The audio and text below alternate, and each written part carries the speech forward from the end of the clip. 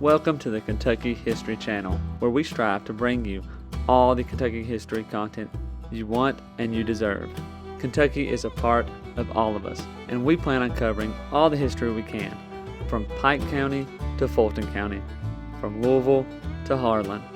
Here on our YouTube channel, you can find many videos dedicated to different events, people, governors, and places in Kentucky.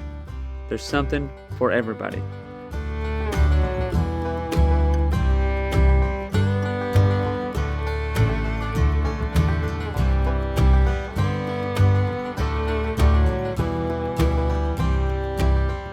While you're here, if you like the channel, hit the subscribe button and the notification button so you get notified anytime new Kentucky history is available. And if you want to support the channel, we have a Patreon page as well, or patreon.com/kyhistorypod. Welcome back to the Kentucky History Podcast. I'm your host, Jamison Cable, and we are here. It's a new year, and I'm joined with David Kirkpatrick. How you doing? I'm great. You? I'm doing good. It is becoming, or we're trying to make it our tradition of the first episode of the month or the year to be a what if episode. Last year, I think it was January 1st was actually the first Sunday of the year, and this year it's January 7th. So a little bit off. You've had to go with 6 days without new Kentucky history, but there is a lot coming up. We got a lot in store.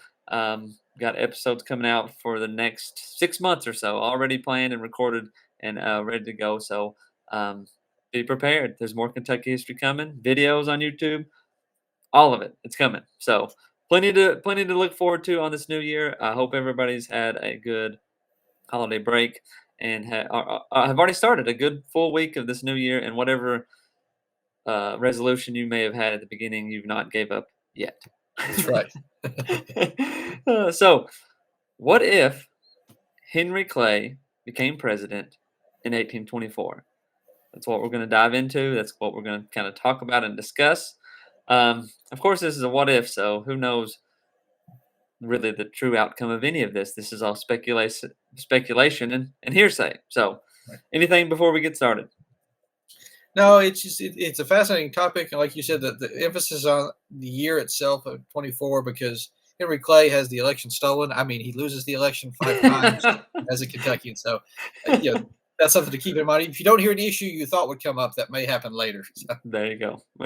Well, all right. So before we kind of jump into the hypothetical situation, let's kind of give a little bit of a review. Some people may not know all this stuff about Henry Clay and his importance to Kentucky and all that kind of stuff. But he was born in April 12th, 1777 in Hanover County, Virginia, to John and Elizabeth Hudson Clay.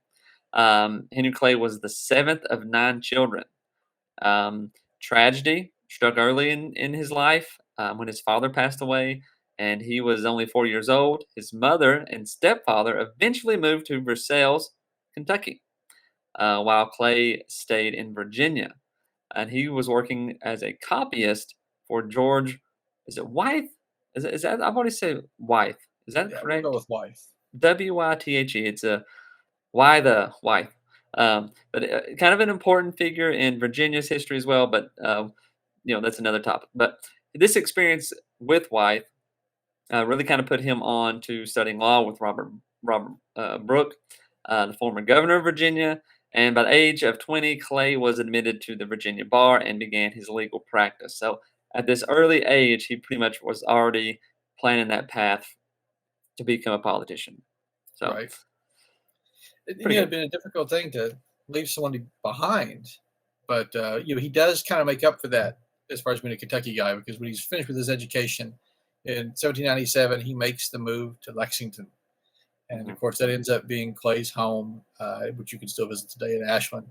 And he continued to practice law there. And it was a big year for Henry Clay, because the same year he marries Lucretia Hart.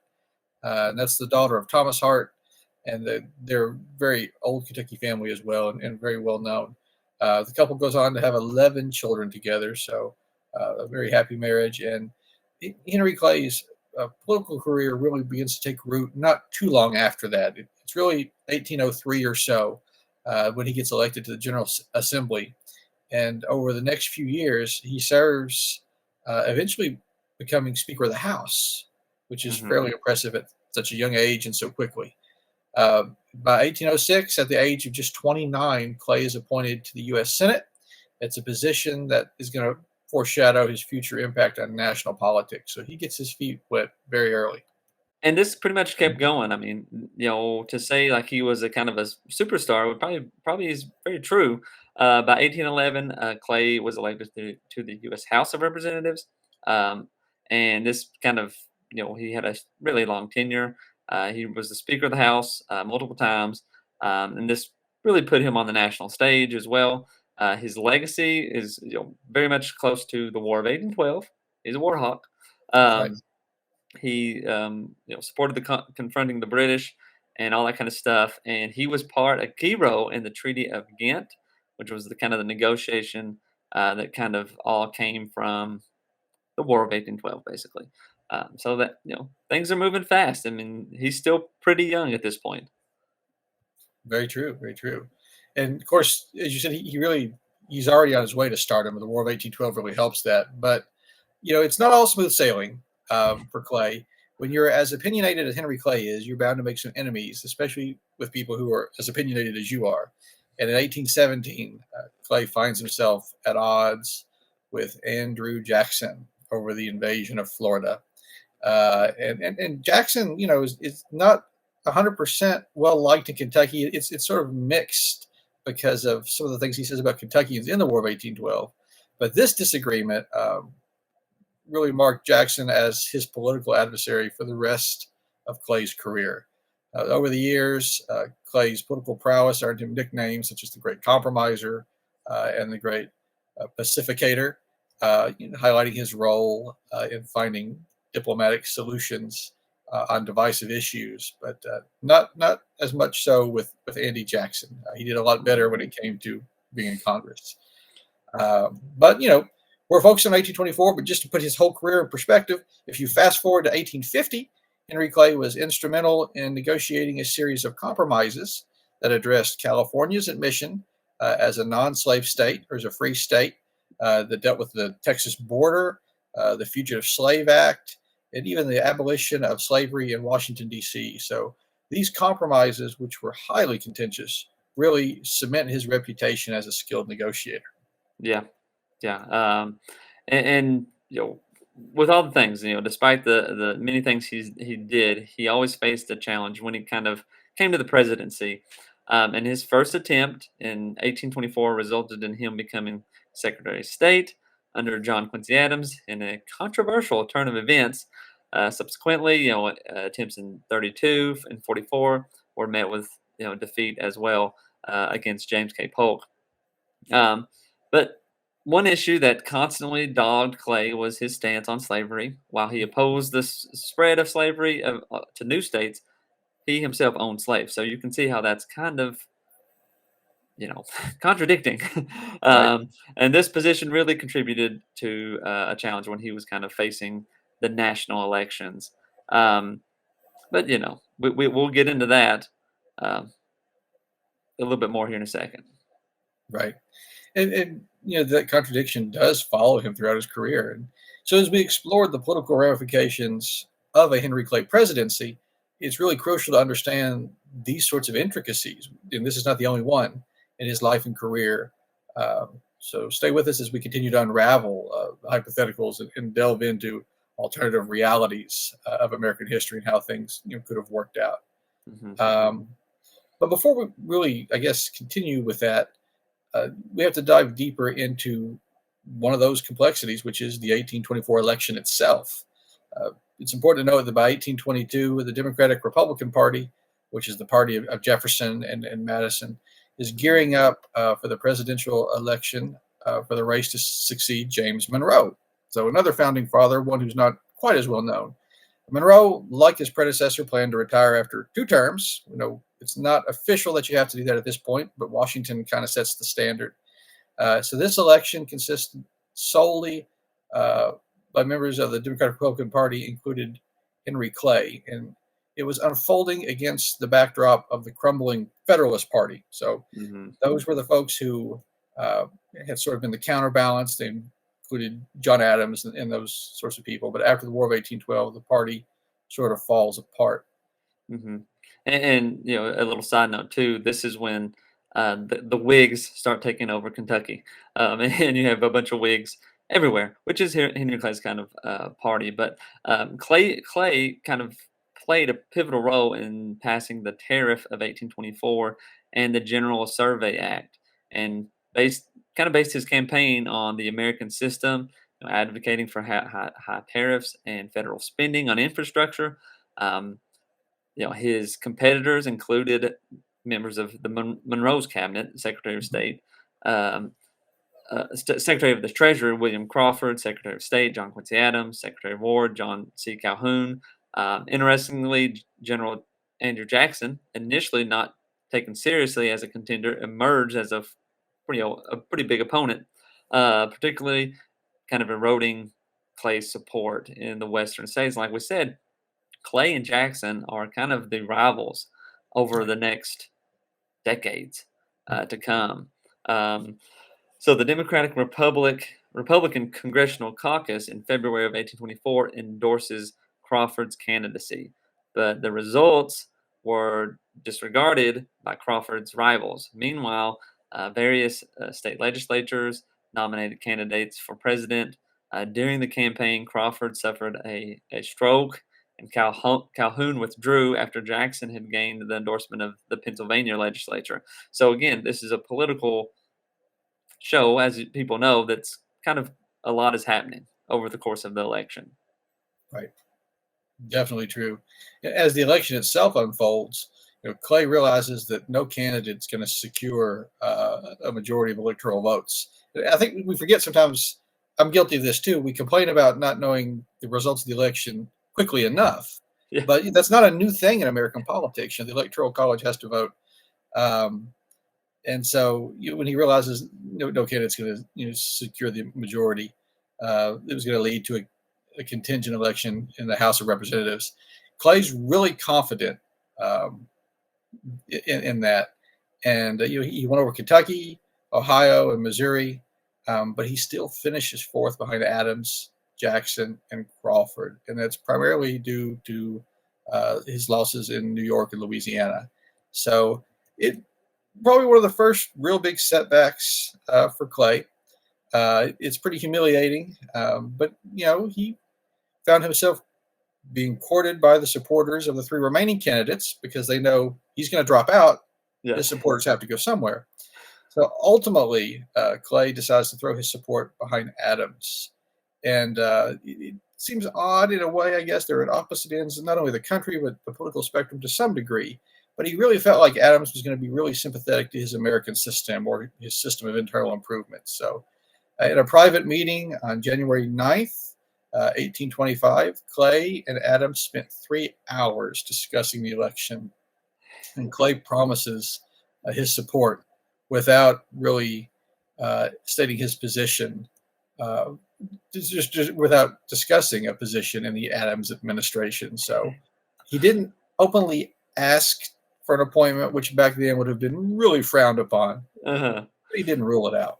But there was probably a moment that he stated, "I will do the best I can to serve the country, and I will Yes, support." everyone knew what that meant. But with Clay's backing, Adams secured the House vote on the first ballot. Adams, true to his promise, offered Clay the position of Secretary of State, which Clay accepted despite concerns about accusations of the corrupt bargain. Jackson and his supporters were outraged, accusing Clay and Adams of striking a deal to secure the election. This accusation of the corrupt bargain would become a central issue in the 2028 presidential election as pro-Jackson forces prepared for a political showdown. So that's how it happened. Mhm. And that's a lot of information, but still, if you don't know much about Henry Clay or this time period in American history, you do need to know some of these things. So now let's shift over to the hypothetical scenario where Henry Clay actually becomes the president instead of the Secretary of State under John Quincy Adams. Um, Clay's presidency should, if it should have occurred, would undoubtedly have had a significant impact on both domestic and foreign affairs. And I kind of think at this point as well, being the Secretary of State is a pretty good position to be in. Yeah. But if you amp that up to president, you're probably able to get more of the things you probably wanted. Would you get it all? No, but you know, John Adams is saying, "Hey," or John Quincy Adams like, "Hey, I want to do this." Clay says, "Hey, that's good. Why don't we do a little bit of this?" John Adams is either going to say, "Well, okay," or "No." But if you're president, then you get to make that final say. So, kind of how a way to think about it. Absolutely. And the cabinet's a lot smaller, so every vote and every voice counts for more in a presidential cabinet. And Mhm, he's got a lot of big shoes to fill. Thomas Jefferson, had been Secretary of State at one point. Lots of people like that. So, mhm, yeah, definitely a powerful position. And like you say, he would have been responsible for shaping the nation's foreign policy at a time when America is really beginning to trade, and the American flag is being recognized around the world. And given his extensive experience. It would have been really valuable to have mhm, him in that role. So he had a strong working relationship with Adams, and their shared vision of avoiding entangling alliances, which is a phrase that appears often during this time with emerging nations and states in Europe, would likely have continued. Um, and of course, there's the Monroe Doctrine, which also European called for European non-intervention in any former colonies. So pretty much the Western Hemisphere was going to be America's domain, and they could fight over the rest. This was the policy at the time. That would have remained a cornerstone of American foreign policy, which is fairly crucial to the nation's early development because they're not fueling a lot of military campaigns, but they're focused on internal developments. mhm, Um, his efforts to negotiate commercial treaties and settle the Canada-U.S. border with Britain would have taken on certainly a different dynamic. If he were at the helm of the nation, he had been a huge fan, as you said earlier, of war with Britain in the War of 1812, and he mhm, had said at one point that conquering Canada was a mere matter of marching. A uh-huh, quote that would come back to haunt him. But similarly, his attempts to make the French pay for damages arising from their attacks on American shipping during the Napoleonic Wars might have seen a more forceful approach under his mhm, presidency. So, for anyone who doesn't know, there was a brief time, the French are our allies in the Revolution, but when Napoleon's government takes over, there's not really a war, quasi war, between French and American shipping. mhm. So, yeah, that may have really been more forceful if Clay had been president. Yeah, yeah, and the talk of like taking on Canada, that's a whole manifest destiny kind of Mhm. thing, and taking on the whole continent. Um, but yeah, Clay's domestic on the domestic front, Clay's stuff is obviously going to be a little different than Adams, but not too extreme. I don't think like he would have pursued a pretty ambitious program based largely on his kind of American system thought and campaign promises, kind of echoing the proposals that Adams had put forth during his presidency. However, Clay would have faced the challenges of getting these proposals through Congress instead of Adams, and like he warned Adams about the difficulty of passing these measures and how they may have influenced the Adams's strategy. But as Mhm. president, Clay would have just he would have just negotiated these himself. He would have navigated these challenges directly instead of telling Adams what to do. He would have Yeah. just did them. But despite Clay's political and close advisory role, the tension between Adams and his opponents, particularly Andrew Jackson, would persist. Yes. The emergence of the National Republicans and Democrats as political factions would likely continue under President Clay's administration. I mean, there's nothing he's going to be really doing to change any of that. Right. The use of untrue stories and personal attacks during campaigns would also persist, with Clay facing criticism for his failure to denounce these such tactics during Adams' presidency. But if you just reverse it, and he's the president, he's not going to make these attacks either. So not too much difference, I guess. Right. Honestly. Absolutely. But of course, if you look forward, anyone who knows American history knows that Andy Jackson comes up the winner in 1828. And there is a place where things may have been a little different if Jackson Hmm. is running against Clay. Clay's role as president would have really energized that campaign and made it more dynamic. The personal enmity between Clay and Jackson would have come to the forefront, especially at a time when even if people knew you didn't like your opponent, that was never clearly stated. Yeah. There's this Yeah. veneer of being kind. Yeah, that's really going by the wayside, I think, to some degree Yeah. here. But it really would have come to the forefront and maybe influenced the outcome of the election to some degree. Yeah. Jackson's organizational advantage was built on patronage and a strong political machinery. So he was really underestimated in a lot of ways.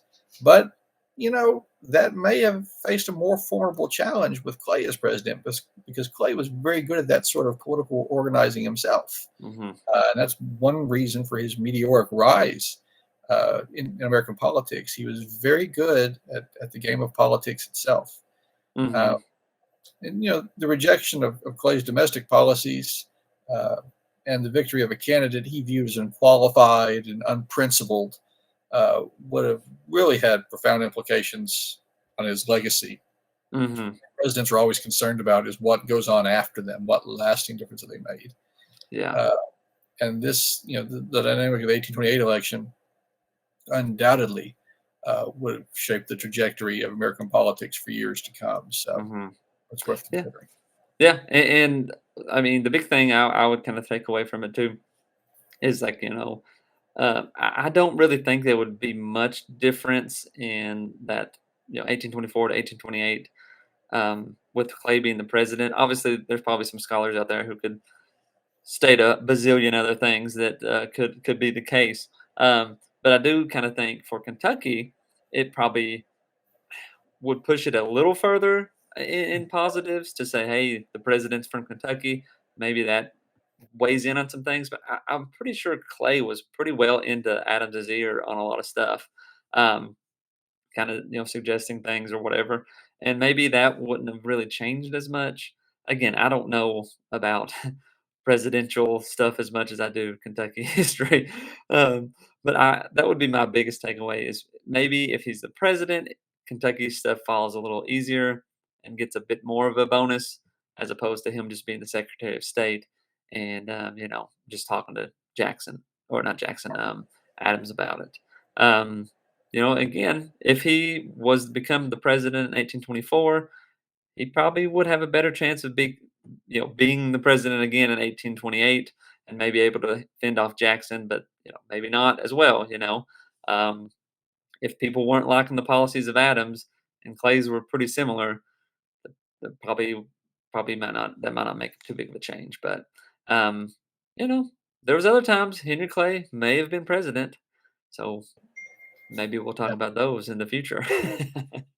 Absolutely, absolutely. And my question is, if Kentucky has Clay as their only real presidential win, does Abraham Lincoln get as much popularity as he does down the road? Ooh, Because yeah, that's one thing that people cling to Lincoln on is not only the Civil War, but they think of him sort of as a Kentucky president, even though he was from Illinois. yeah. Does Clay get into that? So who Yeah. knows? Oh, and if you want to, Zachary Taylor as well. Does That's that right. change the trajectory of Zachary Taylor? He's from Kentucky just as much Right. as Lincoln was. They're Um, buried here, even so. yeah, yeah. So some interesting what ifs. Maybe what if Zachary Taylor didn't die in office? Does that change things? So That'd be a good one. um, yeah. Well, anything else before we go? I think that's got it covered. Yeah. Well, uh, just thank everybody for listening this past year in 2023. I hope you're having a good start to 2024. Plenty of Kentucky history to come out and more to talk about. So we're just going to keep it going. Um, Anything else, David? I think that's got it covered. All right. Well, thank you all for listening, and we'll see you next time. Take care. Welcome to the Kentucky History Channel, where we strive to bring you all the Kentucky history content you want and you deserve. Kentucky is a part of all of us, and we plan on covering all the history we can, from Pike County to Fulton County. from Louisville to Harlan. Here on our YouTube channel, you can find many videos dedicated to different events, people, governors, and places in Kentucky. There's something for everybody.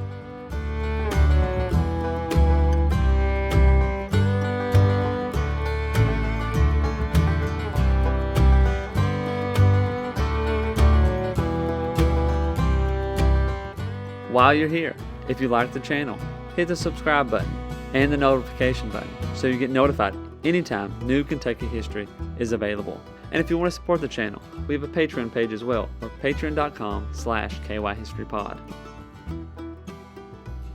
You've probably heard about Daniel Boone, but what about the rest of the frontiersmen who came to Kentucky and settled? That's what we want to bring to the Kentucky History Channel. The stories of the untold, the stories of those forgotten. One thing to expect on our channel is great Kentucky content. Some stories that you've never heard of. The Night Riders, who began in western Kentucky. Bloody Monday, the riots in Louisville.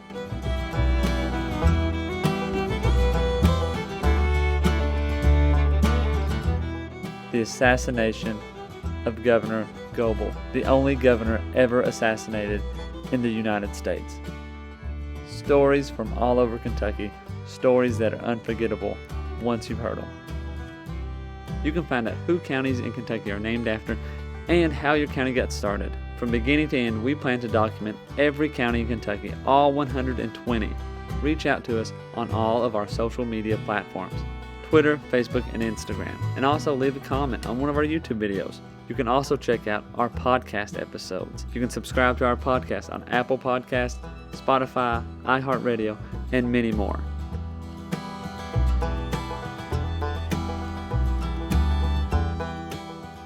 We're always seeking to find more Kentucky history so we can bring it to you. The viewers, the listeners, we want all the stories and all the events from Kentucky's great history to be told and shared everywhere.